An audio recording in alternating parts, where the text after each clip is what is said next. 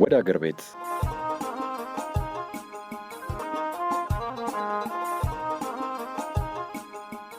ፖፑሌሽን ሚዲያ ሴንተር ከዩኤን ውመን ጋር በመተባበር በየሳምንቱ ማክሰኞ ከሰዓት ከ7 ሰዓት እስከ 7 ሰዓት ተኩል በፋና አሰላ 90.0 የሚተላለፍ የ30 ደቂቃ የሬዲዮ ፕሮግራም ነው። ይህ ፕሮግራም በየትኛውም ሁኔታ ከሀገር ርቀው የቆዩ እህቶቻችን ገጠመኝና የህይወት ልምዶች ላይ ትኩረት ያደርጋል።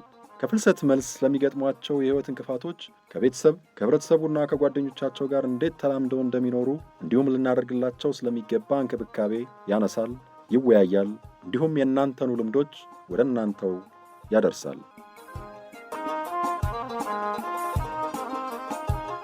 ወደ አገር ቤት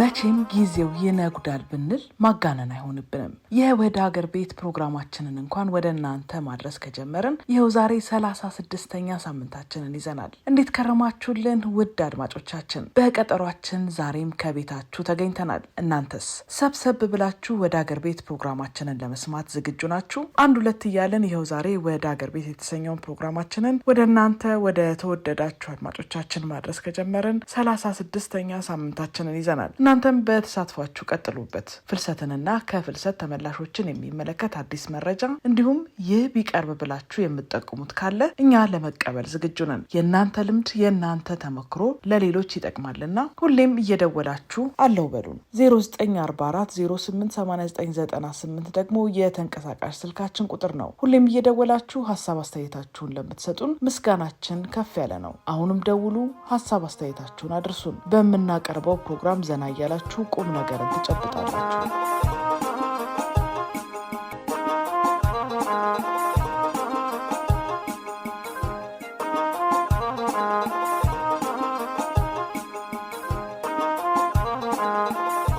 ወደ ሀገር ቤት በተሰኘው ፕሮግራማችን ፍልሰትንና ከፍልሰት ተመላሾችን የህይወት ልምድና ገጠመኞችንም ጭምር ወደ እናንተ እናደርሳለን። ሁሌም አብራችሁ እንደምትሆኑም እምነታችን ነው። ወደ ሀገር ቤትን ሁሌም በየሳምንቱ በዚህ ሰዓት ታገኙታላችሁ። ፕሮግራሙ ከተባበሩት መንግስታት ድርጅት የሴቶች ኤጀንሲ ወይም ዩኤን ውመን በተገኘ የገንዘብ ድጋፍ ወደ እናንተ ይደርሳል። በዚህ ፕሮግራማችን ከሀገር በየትኛውም ሁኔታና በተለያየ አጋጣሚ የወጡ ወገኖቻችንን ተሞክሮ የህይወት ገጠመኞችና ልምዶችን ለእናንተ ለአድማ ቻችን በሚመች መልኩ እናቀርብላችኋለን። ፕሮግራማችንን በተመለከተ ያላችሁን ሀሳብ አስተያየት በ0944088998 ላይ በመደወል አድርሱን። ፕሮግራሙ ፍልሰትንና ከፍልሰት ተመላሾችን ህይወት ይዳስሳል። በዚህ ፕሮግራም የተለያዩ ተሞክሮች ወደ እናንተ ይደርሳሉ። በልዩ አቀራረብ ባለሙያዎችንም እየጋበዝን ፍልሰትን በተመለከተ ሙያዊ ገለጻዎችንና ሳይንሳዊ መረጃዎችም ወደ እናንተ ወደ አድማጮቻችን ጆሮ እንዲደርስ እናደርጋለን። እናንተ ውድ አድማጮች ፕሮግራማችንን በተመለከተ ምን ሀሳብ አስተያየት አላችሁ? ደውላችሁ አሊያም በአጭር የጽሁፍ መልእክት አሳውቁን። የተንቀሳቃሽ ስልካችን ቁጥር 0944088998 ነው። ሁሌም አብራችሁን ሆኑ። የማይሰለቹ ልምዶችንና በርካታ መረጃዎችን ትሰማላችሁ።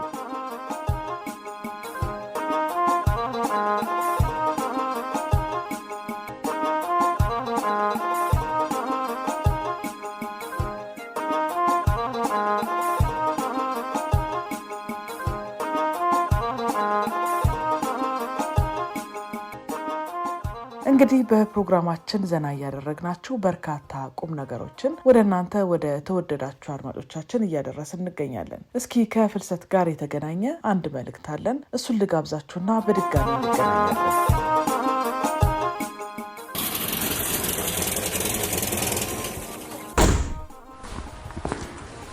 ወደ ሀገርሽ እንኳን በደህና መጣሽ። አልተሳካላትም ማለት ነው። ምስኪን ስታሳዝን። አንቺ ላይ የደረሰውን ችግር ማንም አልተገነዘበውም። ለሁሉ የሚታየው ባዶ እጅሽን መመለስሽ ብቻ ነው።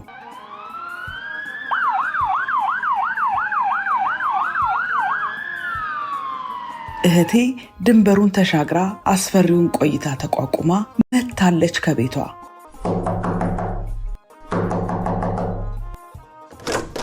ከቤቷ ከመጣች ከገባች ካገሯ ችግሯን ተረድተን ህመሟ ተሰንቶን እስኪ እንቀበላት እንኳን መጣሽ ብለን። እንኳን ደህና መጣሽ፣ እንኳን ለሀገርሽ አበቃሽ።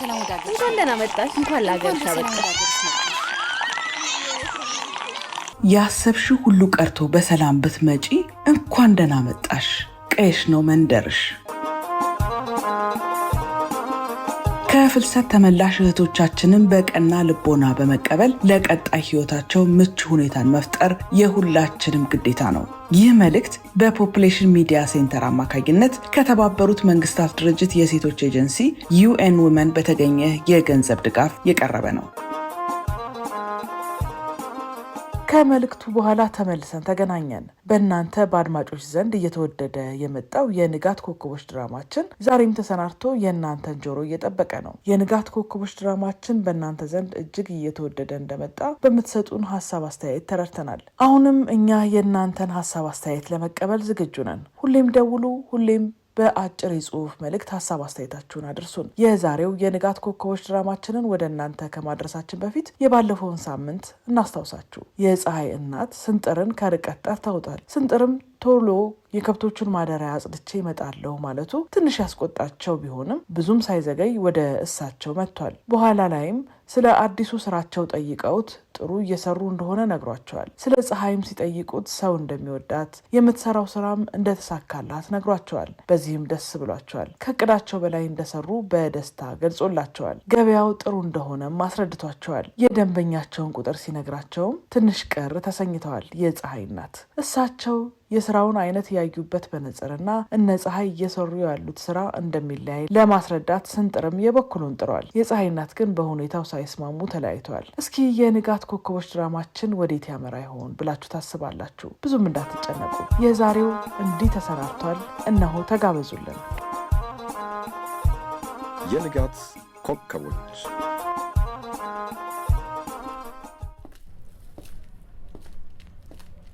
ሰንጥር፣ አንተ ሰንጥር! እንዴ እንዴ እንዴ እንዴ!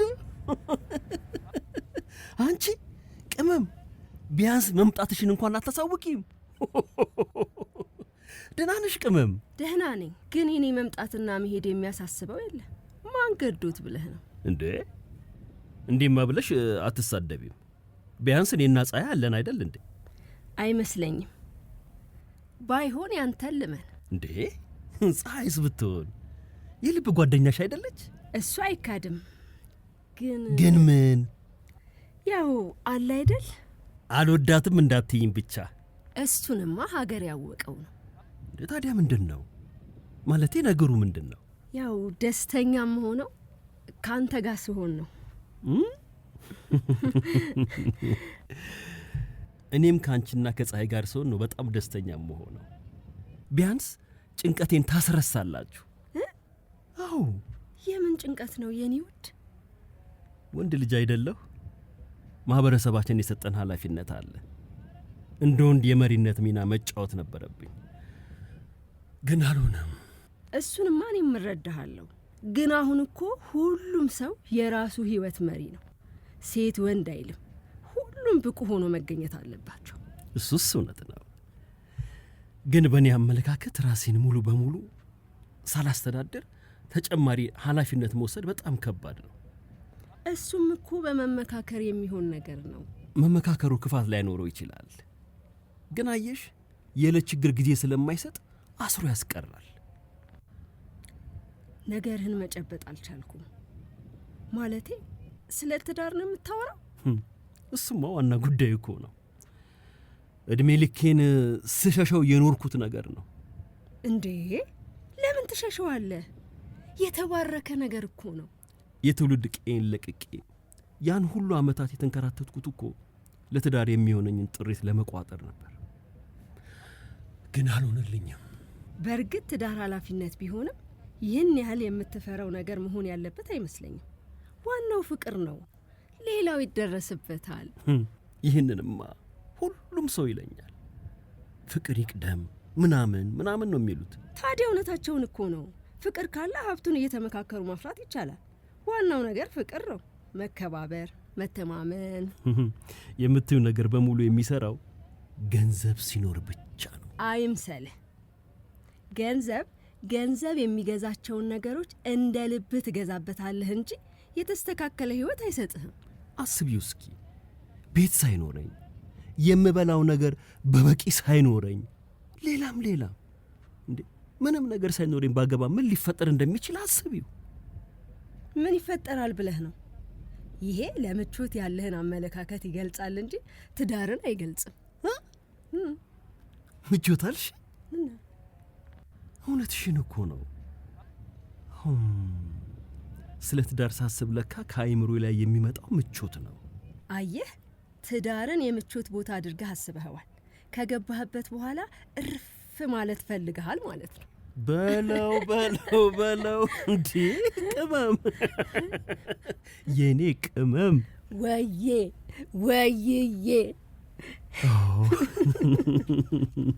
ስንት ጊዜ ስለዚህ ነገር እያሰብኩ ልብ ያላልኩትን ነገር እኮ ነው የገለጥሽልኝ። እኔ እንዲህ ነኝ። እኔ ቅመም የፀሐይ ጮራ ጨለማን ግልጥልጥ አድርጌ የማበራ ነው እንዴ? እውነትም ቅመም ነሽ። ቅመም አልታያልኩህ እንጂ ልጅቷማ ልጅ ነበርኩ። እውነቱን ለመናገር ይበልጥ ዛሬ የሰማሁት ነገር በጣም ደስ ብሎኛል። አስደስተሽኛል።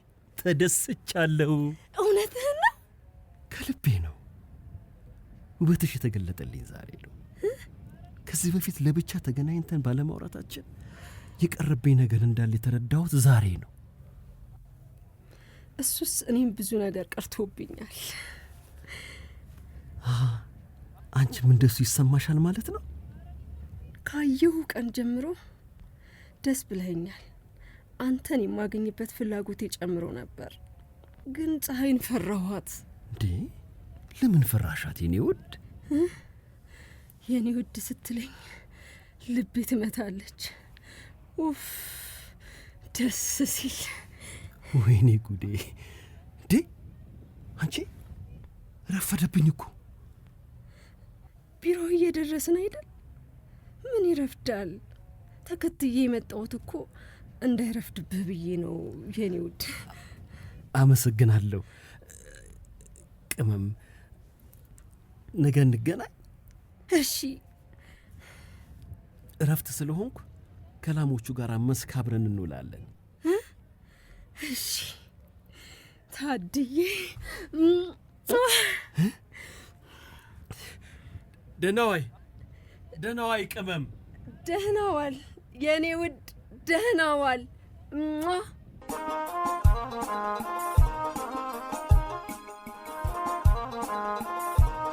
የንጋት እያዳመጣችሁ የምትገኙት ወደ አገር ቤት የተሰኘውን ፍልሰትንና ከፍልሰት ተመላሾች ላይ ትኩረት የሚያደርገውን የሬዲዮ ፕሮግራማችንን ነው። ቅመም ስንጥርን ከርቀት ስታየው ጠርተዋለች። እንዴት መምጣትሽን አታሳውቂም ወይ ብሎ ሲጠይቃት የኔ መምጣትና መሄድ የሚያሳስበው የለም ብለዋለች። ከዛም ቅመም ካንተ ጋር ስሆን ነው ደስ የሚለኝ ብላ ስሜቷን ገልጻለታለች። እሱም እኔም ደስ የሚለኝ ካንቺና ከፀሐይ ጋር ስሆን ነው ብሏታል። በዛውም ስለ ትዳር ማውራት ጀምረዋል። ገንዘብ ሳይኖረኝ እንዴት ማግባት እችላለሁ የሚል ሀሳብ አንስቶ ቅመም ትዳርን የምቾት ቦታ አድርገዋል፣ ግን ያለ ገንዘብ ፍቅር ቀድሞ መግባባት እንደሚኖር አስረድተዋለች። ስንጥርም ደስ ብሎታል። ቅመምን ማሞገስ ጀምሯል። እሷም እስከዛሬ ያለኝን የፍቅር ስሜት ያልገለጽኩልህ ፀሐይን ፈርቼ ነው ብለዋለች። እንግዲህ የንጋት ኮከቦች ቤተሰቦች ፍጥጫና ውጣ ውረድ እየከረረ መጥቷል። የዛሬውን እኛም በዚህ እናጠናቅቃለን። ሳምንት ደግሞ ተከታዩን ክፍል ይዘንላችሁ እንመጣለን። ሳምንት እንገናኝ። ተከታዮቹ የወደ አገር ቤት ፕሮግራማችን ቅንብሮች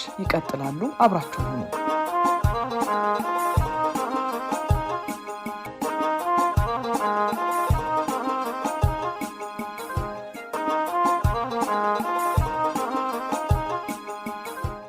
እስኪ ከፍልሰት ጋር ተያያዥነት ያላቸውን አንዳንድ መረጃዎችን ላስደምጣችሁ። እንደ አውሮፓውያኑ አቆጣጠር በ2021 የኢትዮጵያ ማዕከላዊ ስታቲስቲክስ አገልግሎት ያወጣው መረጃ እንደሚያመለክተው ባለፉት 5 ዓመታት ከ51,000 በላይ ኢትዮጵያውያን ፍልሰተኞች ሀገራቸውን ለቀው ከወጡ በኋላ ደብዛቸው ጠፍቷል። ከኢትዮጵያ ደቡባዊ ክልል ወደ ደቡብ አፍሪካ የሚደረገው የኢትዮጵያውያን ዜጎች ፍልሰት ደቡባዊ መስመር ተብሎ የሚጠራው ሁለተኛው መደበኛ ያልሆነ የፍልሰት ኮሪደር ነው። ከሰሃራ በታች ባሉ ሀገራት በፍቃደኝነት ላይ መሰረት ያደረገ ፍልሰት በስፋት የተስተዋለው በ20ኛው ክፍለ ዘመን ሁለተኛው አጋማሽ ላይ ነው። ይህም ምክንያቱ አሜሪካ ከፍልሰተኞች ጋር በተያያዘ ያደረገችውን የፖሊሲ ለውጦች ተከትሎ እንደሆነ ጽሁፎች ያስረዳሉ። እንግዲህ ፍልሰት መልኩ የተለያየ ነው፣ እንደ ሁኔታውምና እንደየ ሀገሩ ይለዋወጣል። ጉዳዩ ግን እኛ ሀገር ላይ በተለይ ወደ አረብ ሀገር የሚሄዱ ወገኖቻችን የሚሄዱበት በተለይ ደግሞ መደበኛ ባልሆነው መልኩ የተጓዙት እህቶቻችንን ለማመን የሚከብዱ ፈተናዎችን ሊያሳልፉ ይችላሉ።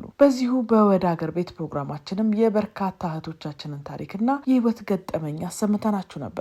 እናንተ አድማጮቻችን እስከዛሬ ባጋራናችሁ የእህቶቻችን ገጠመኝና የህይወት ውጣ ውረድ ብዙ እንደተማራችሁም ተስፋ እናደርጋለን። ለዛሬ ደግሞ ይህንን ፕሮግራም እያዘጋጀ ወደ እናንተ የሚያደርሰው ድርጅት ማለትም ፖፕሌሽን ሚዲያ ሴንተርን እየመሩ የሚገኙት ማለትም የፖፕሌሽን ሚዲያ ሴንተር የኢትዮጵያ ተወካይ የሆኑት ዶክተር ኃይለኛው እሸቴን ስለ ፍልሰትና ፍልሰትን በተመለከተ ለጠየቅናቸው ጥያቄ ይህንን ነግረውናል። ከዛም በተጨማሪ ከፍልሰት ለተመለሱ ወገኖቻችን ምን ማድረግ እንዳለብንም ያካፈሉንን ላስደምጣችሁ።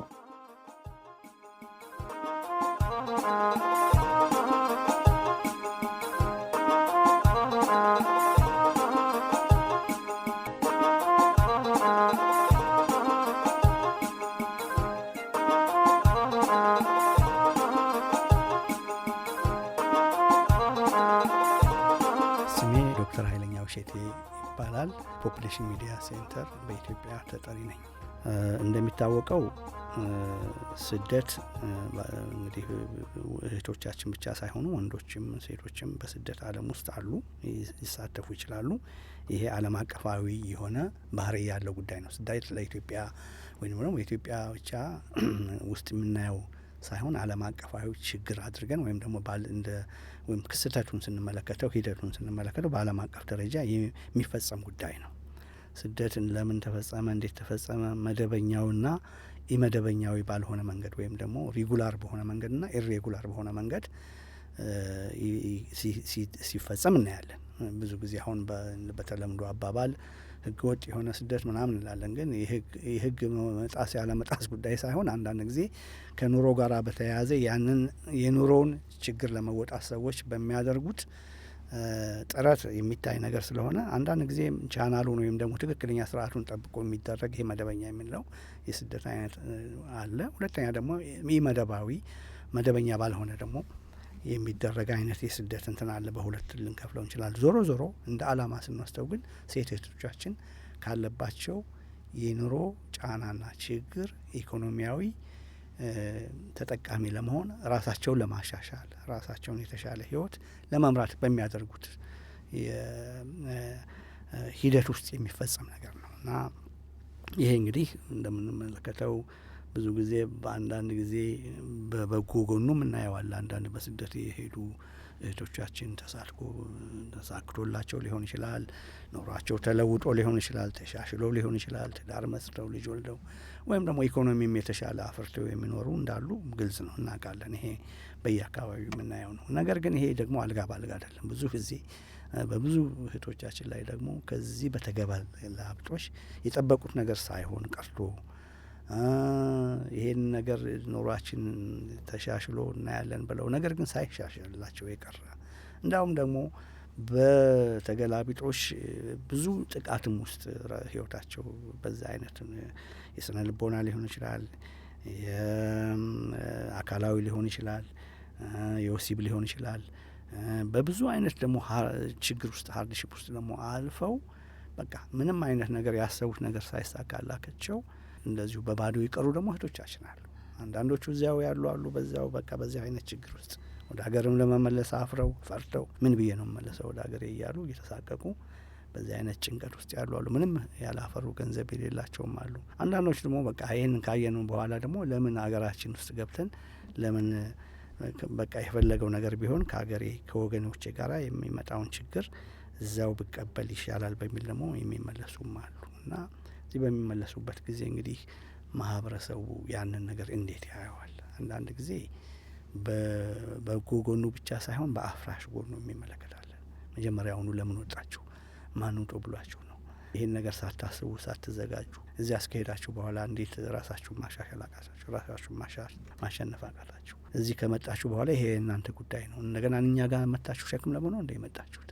እኛ እንደውም የተሻለ ሁኔታ እናንተ በኢኮኖሚ በምንም ብላችሁ ወገኖቻችሁን ታሻሽላላችሁ ብለ የነከሌ ልጆች እኮ እንደዚህ አድርገዋል እናንተ ለምን እንደዚህ አልሆናቸውም የሚል በጣም የሚያሸማቅቅ ደግሞና በእህቶቻችን ላይ ደግሞ ተጨማሪ ቁስል የሚያሳድር አይነት ምላሽ ከህብረተሰቡ እናያለን። ይሄ ትክክል አይደለም በመሰረቱ። ምክንያቱም በኑሮ በዚህም ሆነ በዚያ ሰው ተቸግሮ ሙከራ ያደርጋል። ሙከራው ሊሳካለት ይችላል፣ ላይሳካለት ይችላል። አሁን እኛ ያልተሳካላቸው ማለት ያለ መጨረሻ ነው ማለት አይደለም።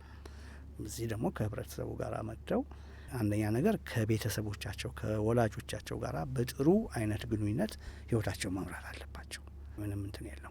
በጥሩ ግንኙነት ሲባል ወላጅም እንግዲህ አመለካከቱ በእነዚህ አይነት እህቶቻችን ላይ በተሰደዱ ልጆቻቸው፣ ዘመዶቻቸው፣ አክስት፣ አጎት ሊሆን ይችላል በጥሩ ሁኔታ ተቀብለው ያንን ያሉበትን ሁኔታ ተረድተው እንዲቋቋሙ መርዳት ነው የሚያስፈልገው እንጂ ነገሮችን በማባባስ ከአሁን በኋላ ተስፋ የላችሁም እዚያው በመጣችሁበት እንትን በሉ እኛ ምንድነን በሚል አይነት መሆን የለበትም። እንግዲህ ቤተሰብ ብቻ ሳይሆን የአካባቢ ማህበረሰቡም እንደዚሁ በቀና ሁኔታ ሊቀበላቸው ይገባል። ከእነሱ ጋር የችግራቸውን ምንነት ከተረዳ በኋላ ደግሞ ለመፍትሄውም ደግሞ አብሮ ሶሉሽን ለማምጣት ፈቃደኛ መሆን አለበት። ሶሉሽን እኮ የሚመጣው ዝም ብሎ ከአየር ከሰማይ አይደለም እኮ የሚመጣው ከዚሁ ካለው ከማህበረሰቡ ጋር አብሮ በመወያየት ምን ልንረዳዳ እንችላለን። ምናልባት አንዳንድ ክህሎትም አዳብረው መጥተው ከሆነ ያንን ያዳበሩትን ክህሎት እንዴት በተሻለ ኢኮኖሚካሊ ሰፖርት አድርገናቸው ያንን ክህሎታቸውን ደግሞ በስራ ላይ አውለው ደግሞ ኑሯቸው ሊቀየር ይችላል። ይሄ አንዱ መንገድ ነው። ሌላው ደግሞ ከህብረተሰቡ ዘንድ ደግሞ በሶሳይቲ ውስጥ እነኚህ እኮ አካሎቻችን የእኛ ወገኖቻችን ናቸው። ኦኬ አንድ ሙከራ አድርገው ነበር፣ በዛ ሄደው አልተሳካም። አሁን ደግሞ እንዲሳካላቸው ምን እናድርግ በሚል በአቃፊነት መንክ እንደዚህ በማግለል ወይም ደግሞ በእነሱን በቃ እንደ ልዩ አይነት እንትን ውስጥ በመፍጠር እንደዛ አይነት ነገር በማድረግ እነዚህ እህቶቻችን እንዲጎዱ ማድረግ የለብንም። ስለዚህ ልንረዳቸው እንችላለን። ይህንን ሊረዳ የሚችል ደግሞ በአካባቢው ያለው ህዝብ ከቤተሰብ ጀምሮ ማህበረሰቡ፣ ሌሎችም ደግሞ በተለያየ ተቋም ውስጥ ያሉ እርዳታ ድርጅት ሰጪ ሊሆኑ ይችላሉ፣ የሃይማኖት ድርጅቶች ሊሆኑ ይችላሉ፣ የፖለቲካ ድርጅቶችም ሊሆኑ ይችላሉ። ወይም በመሳሰለ ሁኔታ እነኚህን የህብረተሰቡን ችግር እና በተመላሽ እና ደግሞ መደበኛ ባልሆነም ሆነ መደበኛ በሆነ መንገድ ስደት ላይ ቆይተው ወደ ሀገራቸው በተመለሱ እህቶቻችን ላይ ሊሰራ ይገባዋል። ስለዚህ ብዙ ልንረዳቸው የሚቻልበት መንገድ አለ። ደግሞ ህብረተሰቡ ከተቀበላቸው ይህንን ለማድረግ ምንም ችግር አይኖርም ብዬ ገምታለሁ።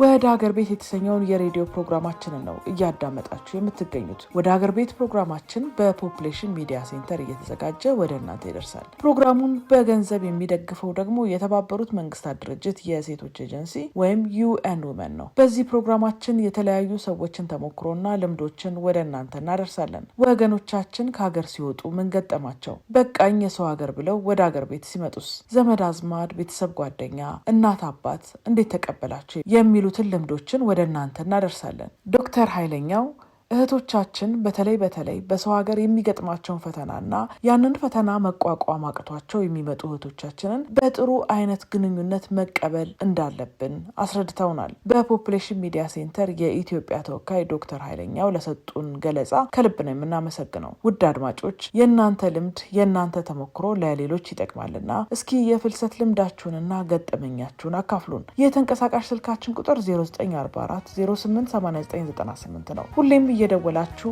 አሊያም አጭር የጽሁፍ መልእክት በመላክ ሀሳብ አስተያየታችሁን እንካችሁ በሉ። መቼም ከሀገሩ ከጥየው ርቆ ሰው ከሀገሩ ብዬድርቆ ለቦ ቀልብ ሀሳቡ መቼ ይረጋ ለቡ ከሱ መች ሊረጋ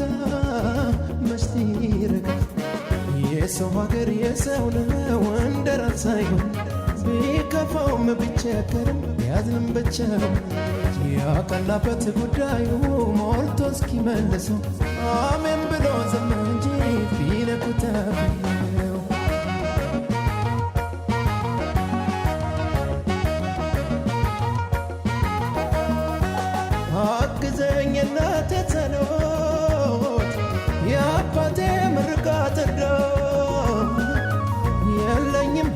መጽናኛ ብቻዬን ሳዝን ሲከፋ ከአገሩ ከሞቀው ጎጆ ከክፍሽ ብርቅም ልቤ አብሮኝ ነው የሚፈቅርሽ አብሮኝ ነው የእምነት ማተቤ ስሞታይ ነገር ለሰው መቼም ወድዬ ባሰው አየሁት ሁሉን ዞሬ አን እንደምዬ እንዳገሬ አመያ ገሬን እኔስ አገሬን እምዬ እናቴ እኔስ እናቴ ልቤ እየራበው ሆዴ ቢሞላ ጥሩ እንቅልፍ የለኝ ጎጆሽ ሲበርደኝ ኩርምት ስከፋ የሚሆነው ሰው የሚያምርበት ለካስ ባገር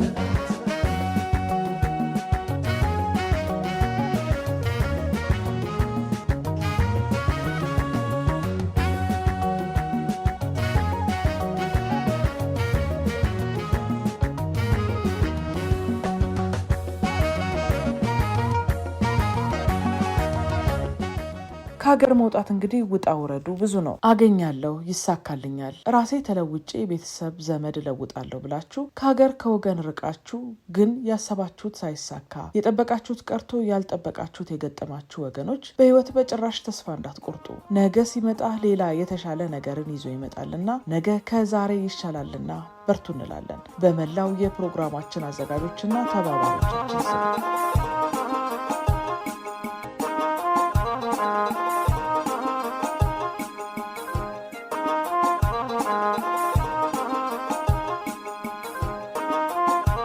ምናልባት እናንተ በአሁኑ ሰዓት ከሀገር ለመውጣት እያሰባችሁ ሊሆን ይችላል። ወይም ደግሞ የሚያስፈልገውን ሁሉንም ነገር አሟልታችሁ ሀገራችሁን፣ ቤተሰባችሁንና የተወለዳችሁበትን ያደጋችሁበትን ቀይ ጥላችሁ ለመውጣት ጣጣችሁን ጨርሳችሁ ቀን ቆርጣችሁ ወዳሰባችሁት ምድር ለመጓዝ ጥቂት ቀናቶች ብቻ ቀርተዋችሁ ሊሆን ይችላል። አሊያም የሰውን ሀገር ኑሮ አይታችሁ እንዳሰባችሁት ባለመሆኑ ወይም ደግሞ ቤተ ዘመድ አይቼ እናት አባቴን ጠይቄ ወደ መጣሁበት እመለሳለሁ ብላችሁ በሀገራችሁ ልትሆኑ ትችላላችሁ። እስኪ ሁላችሁም እየደወላችሁ አሊያም አጭር የጽሁፍ መልእክት እየላካችሁ አሁን ስላላችሁበት ሁኔታ አካፍሉን። የተንቀሳቃሽ ስልካችን ቁጥር 0944 088998 ነው። ደውሉ፣ ጻፉ። በዚህ ፕሮግራማችን ቀደም ብለን እንደነገርናችሁ የተለያዩ ሰዎችን ተሞክሮና ልምዶችን ወደ እናንተ እናደርሳለን። ወገኖቻችን ከሀገር ሲወጡ ምን ገጠማቸው? በቃኝ የሰው ሀገር ብለው ወደ ሀገር ቤት ሲመጡስ ዘመድ አዝማድ፣ ቤተሰብ፣ ጓደኛ፣ እናት አባት እንዴት ተቀበላቸው የሚሉትን ልምዶች ወደ እናንተ እናደርሳለን። ሁላችንም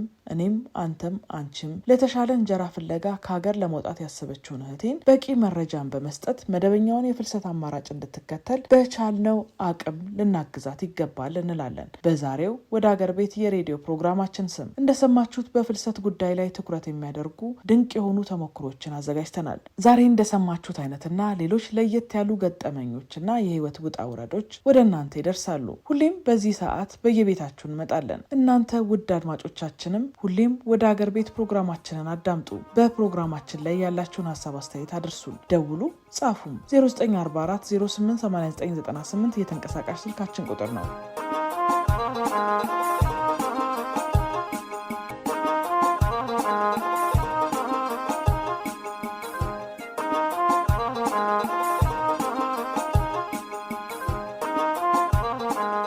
የዛሬው ወደ ሀገር ቤት ፕሮግራማችን እየተጠናቀቀ ነው። ሳምንት በአዲስ ቅንብር እንጠብቃችኋለን። ሳምንት እንገናኝ። እስከ ሳምንት መልካሙ ሁሉ ከሁላችሁም ከአድማጮቻችን ጋር ይሁን። የስልክ መስመራችን 0944 088998 ነው። ደውሉ፣ አሊያም አጭር የጽሁፍ መልእክትም መላክ ትችላላችሁ።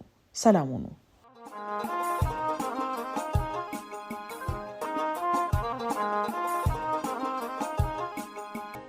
ወደ ሀገር ቤት